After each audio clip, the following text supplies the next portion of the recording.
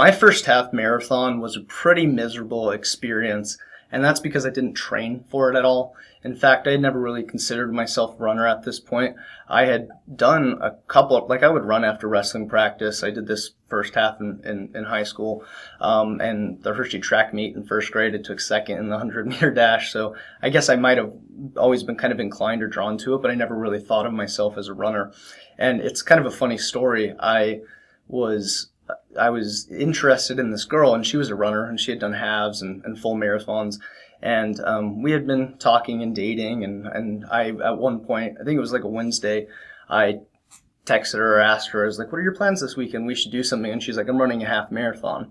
I was like, a half marathon? Well, could I join you? And she's like, Reese, you don't train, like, what do you mean? And I'm like, well, it can't be that bad. Like, how long is it? She's like 13.1 miles, and I think my longest run at this point had been like a 6-mile run or maybe 7-mile. I just never really, I don't know, wasn't training, right? I wasn't even running at this time. And she said, sure, if you want to sign up, you could come, but I mean, you just don't train for it. And so I decided to do it because my ego was on the line, and I felt like if I could do this, I'd impress the girl, I'd at least spend some time with her. And so I signed up for that race, and the night before I went for a 2-mile run. And she also, when she heard I was doing that, she's like, no, you're like, this is stupid. you shouldn't be running today. Like, you have a half. You've never done a half marathon the next day. But I just kind of wanted to get in the rhythm of running and kind of like lock myself in. I really like shakeout runs before races, and it doesn't have to be anything crazy, but it really kind of helps me mentally rehearse. And as I become more experienced with running, I really lock in when I do some sort of shakeout run. And so I show up to the race, and I didn't really think, I didn't do any research. I didn't know if I should like eat or drink water or really. I'd never really done something like this. And so the gun went off, and I'm running with this girl, and she tells me to go and try my best. She's like, you should run ahead. And I was like, no, I did this because I want to spend time with you. And she's like, no, really, you should do it. And I was like, all right. So I don't even know what pace I was hitting, but the first like 5 miles were amazing. I just felt good. I loved the race energy. Had never really experienced something like that at this point in my life. And then mile 6, I definitely started to feel tired. Mile 7, I just bonked hard. I did not eat a good dinner the night before. I don't think I ate breakfast, and I didn't bring any sort of gels or wasn't grabbing things from aid stations. I just had a little bit of water. And so at mile 7, I just had an excruciating bonk. And fortunately, I was a wrestler, which is where I got my mental grip from, I think, first, like where it really started to develop, where I started developing this muscle of being able to push through hard things, especially physical things. And so, and on top of that, my pride was on the line. Like I couldn't quit this race with this girl that I was, low-key trying to impress. And so I just walked and ran and would, run for a 1/10 of a mile and walk for a quarter and just, miserable, but grinded it out. And I think I did, it was something over like 2 hours, maybe 2 hours and 10 minutes. But I beat the girl, which was, just funny to me, because I didn't train. But she worked hard and she was, had done a lot of races. She knew what she was doing. I just, couldn't let her beat me. That was like my ego. And so it was really fun. Now looking back, funny, enjoyable experience. But in the moment, I was just miserable and just had to grind it out, to protect my ego. And what was interesting about this is after this half marathon, I wrote down, I think I heard like at the award ceremony how fast someone had ran the half and won it. I can't remember the time, but then I started thinking like, well, what would it be like to run a sub 3 hour marathon? For whatever reason, that just was in my head. And I did the math, and it was like 6:54 minute miles for a full marathon.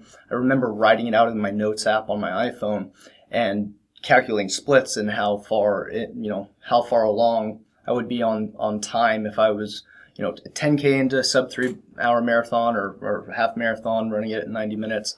And funny enough, I didn't realize it or really think about it too much over the years, but eventually I ran my first official marathon and broke 3 hours. I ran like a 2:58, 45, something like that.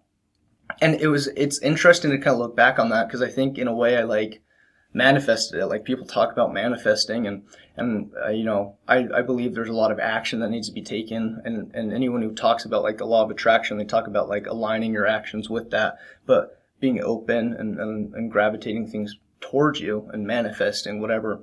But I think I had planted that seed for whatever reason, and I actually stopped running. I ran 2 halves with this girl, and then when we were no longer dating or seeing each other, I just stopped running because I was doing it for her. And then eventually I kind of picked it up again because my mom was like, you should try another half marathon, get back into it. It had been years. And then I just got the itch and ran an official 100-miler actually before I ran my first official marathon, like sanctioned marathon race. So it was cool just to see that over the course of like, I don't know, that probably would have been like a 7-year gap or 5-year gap from when I ran that first half marathon and did the calculations of what it would look like to run a sub 3-hour marathon, and then I accomplished it. So that was just really interesting, and of course I learned a lot. I learned that I got to eat and stay hydrated and have a good breakfast and whatnot. And I've come a long way, and I mean, got a couple medals back there. So it's been a fun journey, and it reminds me of one of my favorite phrases. I think I heard this first from Tony Robbins. It's, most people overestimate what they can do in a year, but they underestimate what they can do over the course of 40 years. And that's so true.